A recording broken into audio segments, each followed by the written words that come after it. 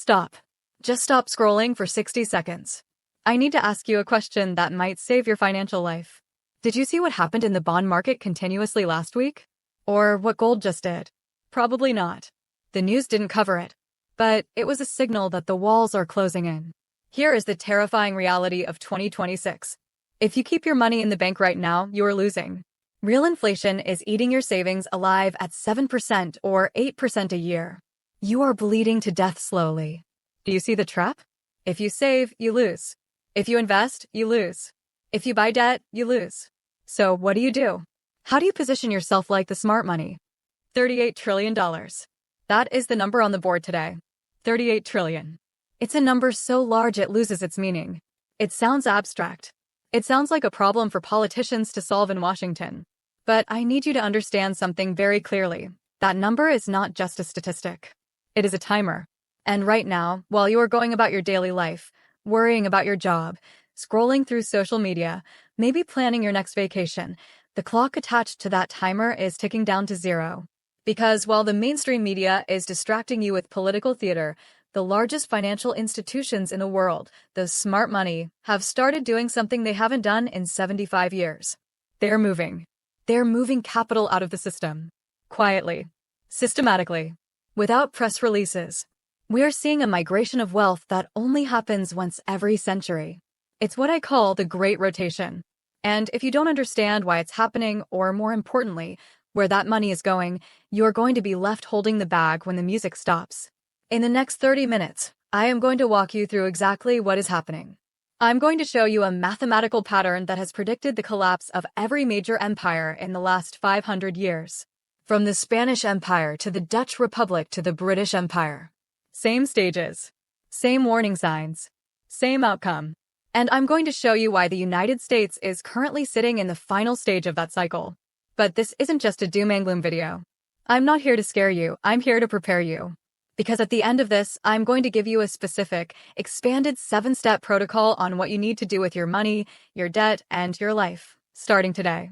Because when this shift happens, wealth isn't destroyed, it's transferred. And I want you to be on the receiving end of that transfer. Let's start with the framework. To understand the chaos we're seeing today, you have to understand the map. Ray Dalio calls this the big debt cycle. I call it the empire life cycle. You have to realize that economies are not machines, they are biological systems. They have a birth, a growth phase, a peak, and a decline. Every single global superpower in history has gone through this. And it always happens in 4 distinct stages. Stage 1 is the ascent. This is when a country is young and hungry. The debt is low. The money is hard, usually backed by gold. The people are productive. They make things. They export more than they import. Think of America in the 19th century or the early 1950s. The world trusts them because they are rich and they pay their bills. Stage 2 is the top. Because the country is so successful, everyone wants their currency. It becomes the global reserve currency. This is the ultimate privilege. It means you can print paper money to buy real stuff from the rest of the world. But this success breeds laziness. We stop producing and start consuming. We stop being a factory and start being a bank. We borrow money to fund massive military expansions to protect our trade routes. We create expensive social programs. But it feels good. Everyone feels rich. Asset prices soar. Stage 3 is the bubble. This is the dangerous phase. The debt starts growing faster than the economy. But the politicians can't stop spending because stopping spending means a recession. So what do? They print. They manipulate interest rates. They financialize everything. The economy stops being about engineering and starts being about financial engineering. In this stage, the gap between the rich and the poor explodes. Why? Because the rich own assets, and the printing press inflates asset prices.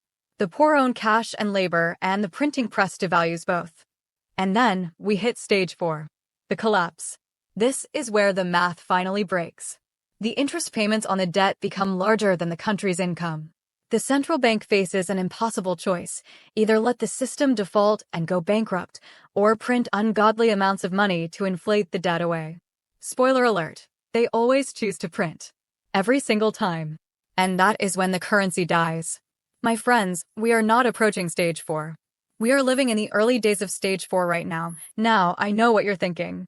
But America is different. We have the military. We have the tech. We have AI. That is exactly what they said in Amsterdam in 1670. That is exactly what they said in London in 1910. Let me tell you a story about the Dutch Republic in the 1600s.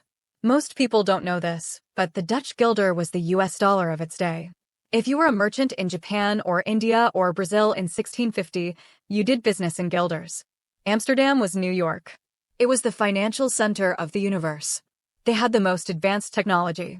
They had the strongest navy. They invented the stock market. They seemed invincible. But they fell into the trap. They got into too many wars, wars with England, wars with France. These wars were expensive. So, the government started borrowing. At first, it was fine. But by 1680, the debt was piling up. The Bank of Amsterdam, which was supposed to be the safest bank in the world, started secretly lending out the gold in its vaults to the government while issuing paper receipts to the public. They were running a fractional reserve scheme before it even had a name. For a while, the party kept going. The stock market hit all-time highs. The Dutch elite were buying mansions and art. It looked like a boom. But the smart money, the insiders, the major merchant families, they saw the balance sheets. They realized the bank didn't have the gold. So, what did they do? Did they go on the town square and scream? No. They quietly started moving their operations to London. It started slowly in the 1690s. A transfer here. A shipment of gold there. They diversified. They got out of guilders and into pounds. By the time the French army invaded in 1795 and the truth came out, the vaults were empty. The guilder collapsed. The middle class, who had their savings in the Bank of Amsterdam, lost everything. But the rich? The ones who moved early? They were already established in London, ready to ride the next wave. History repeats itself. Move forward to Britain in the 1900s. Same story. The pound sterling was the king. But World War I and World War II bankrupt the country. They tried to hide it. They tried to maintain the peg. But the smart money knew. By the 1950s, British capital was fleeing to New York. And in 1967, Britain had to devalue the pound overnight by 14%. Imagine waking up and your savings are worth 14% less. Then in 1976, the former ruler of the world had to go to the IMF, basically the global pawn shop, and beg for a loan. The empire didn't end with a bang. It ended with a margin call. So, let's look at the United States today. Let's look at the data that the news isn't showing you. Why am I saying we are in stage 4? Look at the debt. It's not just the 38 trillion. It's the interest on the debt. Because the Federal Reserve raised rates to fight inflation, the government is now paying over $1 trillion a year just in interest payments. Let me put that in perspective. We spend more on interest than we do on the entire defense budget. We spend more on interest than on Medicare. We are borrowing money just to pay the interest on the money we already borrowed. That is the definition of a Ponzi scheme. And mathematically, it only ends one way, but here is the real signal. Watch what the insiders are doing. You see headlines about the stock market hitting record highs. But look at who is selling. Jeff Bezos? Selling billions. Mark Zuckerberg? Selling. The Walton family? Selling. And look at Warren Buffett, the greatest investor of our time. The man who says be greedy when others are fearful. What is he doing? He is sitting on the largest pile of cash in Berkshire Hathaway's history. Hundreds of billions of dollars. He is selling Apple. He is selling Bank of America. Why? Because he looks at the market and he says, the math doesn't make sense. He is moving into safety. And it's not just individuals. It's nations. Look at the central banks. China has dumped over $300 billion in U.S. treasuries. Japan is selling. Who is buying U.S. debt now? It's not the foreigners. It's mostly the U.S. government itself and domestic entities. And look at gold. Central banks around the world are buying gold at the fastest pace since 1967. Why? Because they know the dollar is being weaponized. They saw what happened to Russia. They know that if they hold dollars, their wealth can be frozen. So they are moving to the only asset that has no counterparty risk. Gold. This is the silent exodus. They aren't announcing it on CNBC because they need you to keep buying while they sell. They need liquidity to exit. So, what happens next? Based on the pattern, we are looking at a period of severe currency debasement. The government cannot default. That would destroy the global system. So they will print. They will print to pay the debt. They will print to bail out the banks. They will print to fund the pensions. This means inflation. And I don't mean 3% inflation. I mean the kind of inflation that makes your savings account evaporate in real terms. If you sit in cash, you lose. If you sit in long-term bonds, you lose.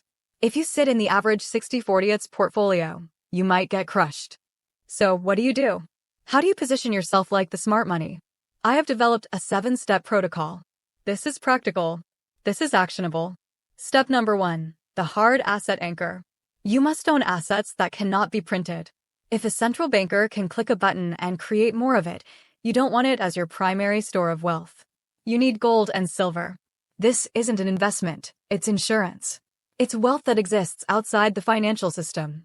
Historically, during stage 4 collapses, gold is the primary vehicle for preserving purchasing power. And yes, Bitcoin. I view Bitcoin as the digital escape hatch. It is the only asset with a mathematically finite supply that you can take with you anywhere in the world. It is the fire alarm asset. Step number 2, geographic diversification. This sounds extreme, but it's what the rich do. Do not have 100% of your life in one jurisdiction. If the US dollar collapses or capital controls are implemented, you need options.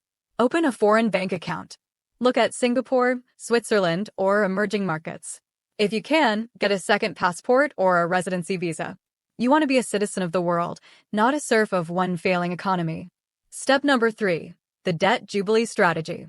You need to understand the difference between good debt and bad debt in an inflationary crisis. Bad debt is variable rate debt. Credit cards, adjustable mortgages, student loans.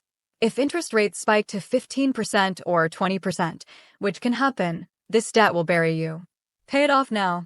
Good debt is fixed rate, long-term debt. If you have a 30-year mortgage at 3% or 4%, do not pay it off. Why? Because inflation will pay it off for you. You will be paying the bank back with dollars that are worth significantly less than the dollars you borrowed. You are essentially shorting the currency. Step number 4, increase liquidity. This sounds contradictory to cash is trash, but hear me out. You need a stack of cash, maybe 3 to 6 months of expenses, available instantly. Why? Because in the initial phase of a crash, everything sells off. Stocks, gold, crypto, everything drops because people need cash to pay margin calls. If you are liquid, you can step in and buy world-class assets for pennies on the dollar. Cash gives you optionality. Step number 5, supply chain resilience. We saw in 2020 how fragile the system is. In a currency crisis, imports stop. Prices for basic goods skyrocket.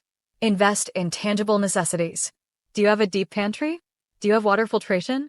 Do you have a way to generate power? This isn't about being a doomsday prepper. It's about being a rational adult. If the trucking system pauses for a week, you shouldn't be panicking. You should be comfortable. Step number 6, human capital. This is the one nobody talks about. In the Weimar Republic hyperinflation in Germany, the people who suffered most were the people with paper skills, bureaucrats, clerks, middle managers. The people who survived were the ones who could do things. Farmers, mechanics, doctors, carpenters. Invest in your skills. Learn how to solve real problems. In a crisis, your ability to create value is the ultimate currency. That can never be inflated away. Step number 7, control your information. Stop watching the mainstream news. They are designed to keep you calm while the ship sinks. They will tell you inflation is transitory. They will tell you the banks are strong. You need to look at the raw data. Follow independent analysts. Read the Federal Reserve's own reports. The person who survives is the person who sees the iceberg before the captain announces it. Listen to me. I know this is heavy. I know it's scary to think that the financial order we grew up with is ending. But the pattern doesn't lie. The math doesn't care about your feelings. The Great Rotation has already begun. The smart money is leaving the building. The question is, are you going to wait until the exit doors are jammed with panicking crowds? Or are you going to quietly walk out the side door right now while the band is still playing? We are in stage 3. Stage 4 is coming. You have time, but you don't have forever. Start with step 1. Get your house in order. Because when the dust settles, the world will look very different. And I want you to be standing on solid ground. If you want to know exactly which 3 asset classes historically outperformed during a currency collapse, backed by data from the last 100 years, make sure you subscribe. That is the topic of the next video, and you cannot afford to miss it. Don't be a victim of the cycle. Be a master of it. I'll see you in the next one.